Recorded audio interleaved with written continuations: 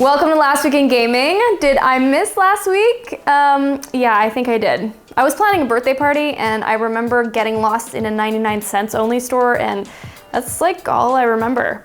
Anyway, we're back, and man, do I have some news for you. I'm not going to spoil it all in this intro because then it would technically no longer be an intro and the whole point would be, let's just get into it. Today's top stories, starting with number 1. Here I thought Xbox One was confusing, but Activision has decided to one-up Microsoft. Kotaku's Jason Schreier has confirmed a tweet by YouTuber Long Sensation that this year's Call of Duty is called Call of Duty Modern Warfare. No, it's not a remaster or a remake. We already got the remaster a few years ago, if you recall, and don't forget about Modern Warfare Reflex Edition for Wii. So yeah, there's no 4 anywhere in the title, apparently. Sure, fine, whatever. Let's just hope the game is good, shall we? And let's not get too up in arms about this. Well, too late. The internet mob has begun its rage frenzy, and it's off to the races. Oh God. It's not like other games have rebooted and been successful like this, guys. Come on. Let's be honest, Cyberpunk 2077 is literally going to come out in that year, most likely. You see, developer CD Projekt Red confirmed that much anticipated RPG won't be playable at E3 this year. According to GameSpot, nope. Instead, it seems as though we'll get new footage of Cyberpunk that's played by the studio, which in all seriousness is cool with me. I never expected Cyberpunk this year anyway, and see the game as straddling this generation of consoles and the new ones. So I'm thinking a late 2020 release, or maybe even earlier, 2021. Look on the bright side. Both are better options than 2077, okay? I'm so funny. Okay, you might think we've turned into a movie-focused show after this next block of stories, but promise you, they're all related to games with a capital G.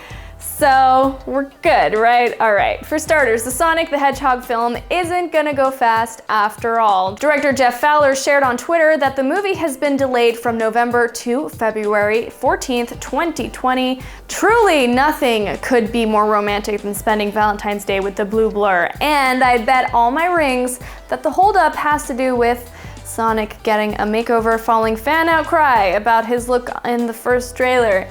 And I was cool with it. But guys all get crazy and stuff, and now this is happening. Oh well. Could the Uncharted movie finally happen? I mean, it's brought up about as much as Nathan Drake finds himself hanging from a cliff in the games, but the half-tuck shirt hero might make the jump to the silver screen thanks to the formation of PlayStation Productions. That's right, The Hollywood Reporter revealed the new studio that will focus on developing game franchises into movies and shows. Sean Layden, who has the lengthy title of chairman of Sony Interactive Entertainment Worldwide Studios, said, "We looked at what Marvel has done in taking the world of comic books and making it into the biggest thing in the film world. It would be a lofty goal to say we're following in their footsteps, but certainly we're taking inspiration from that. One of the first projects, somewhat surprisingly to me, will be a Twisted Metal TV series, according to IGN. Yeah, I have to believe that The Last of Us will be a future film, and the idea of a Horizon Zero Dawn movie definitely sparks my interest. I also wouldn't mind a BoJack-like animated series for Parappa the Rappa, as well as a Dr. Phil talk show where Kratos is interviewed. But what about you? What games do you think deserve to get an adaptation? Let me know." Speaking of video game films, Variety says the Mortal Kombat movie reboot has a date-tality for March 5th, 2021. That's when we'll presumably see Johnny Cage hamming it up, Sonya backflip kicking someone, and Scorpion, of course, saying, "Get over here!" on the big screen. My only request is to please use the theme music from the original movie. I'm not asking for much. Come on. Now, we're not gonna finish him just yet with the movie talk. BuzzFeed News got the hot as Mustafar scoop that Lucasfilm is working on a Star Wars Knights of the Old Republic film.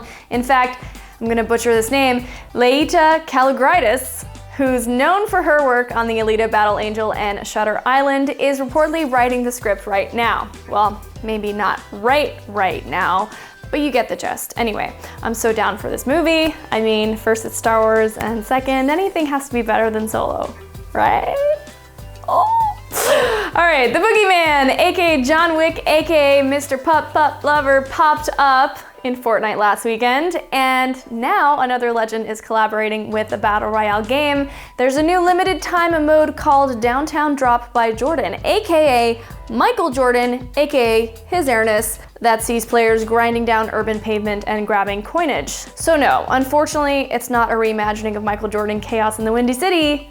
That said, there are new skins sporting MJ's iconic kicks, which is pretty rad.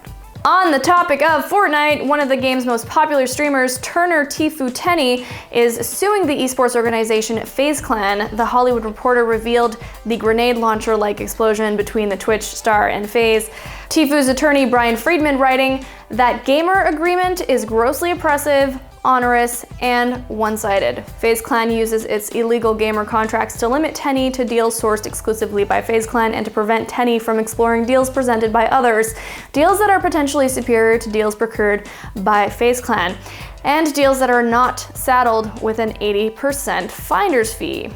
In response, Faze issued the following statement: "We're shocked and disappointed to see the news of Tfue's press article and lawsuit. We have only collected a total of 60 grand from our partnership, while Tfue has earned millions as a member of Faze Clan."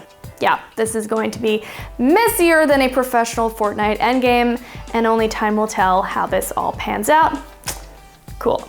Xbox Game Pass continues to make a totally valid argument for taking money from me every month. Case in point, new games already here and arriving in the next couple of weeks include Dead by Daylight, The Banner Saga, and its sequel, the glorious named Void Bastards, Metal Gear Survive, and Super Hot. Yes, that last game, by the way, is straight fire. You should definitely check it out. Super Hot is stylish, full of slow-mo, headshots, and even lets you throw your gun to dazed baddies. It's pretty much the best.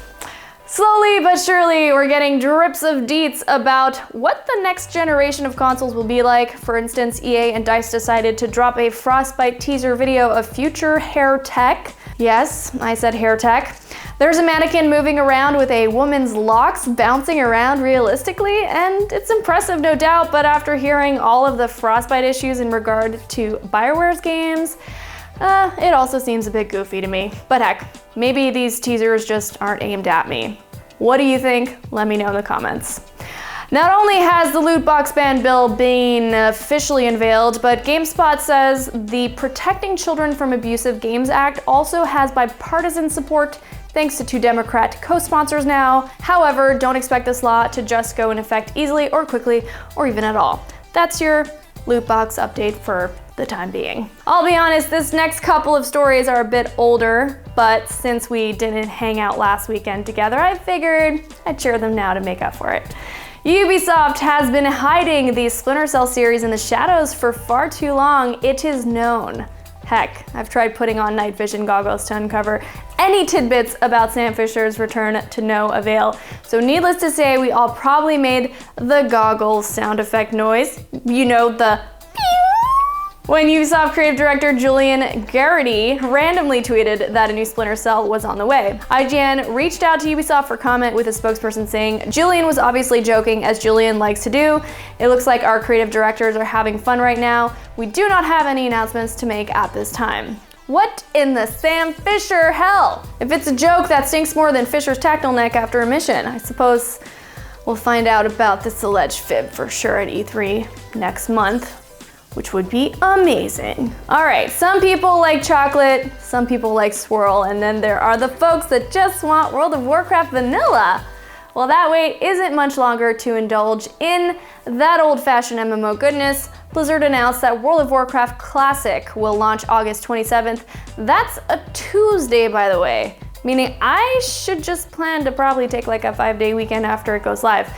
But really, Kyle and I are still deciding whether we want to go back into that time sink or not. Are you going to play? Are you just happy to let that time live in nostalgia? Sound off in the comments. Just like my phone. We made it, and that's it for this week, everyone. If you liked today's show, as always, please show it with a sub, a like, or a comment. I will be back, as Terminator once said, next week, so in the meantime, please enjoy some good old gaming time.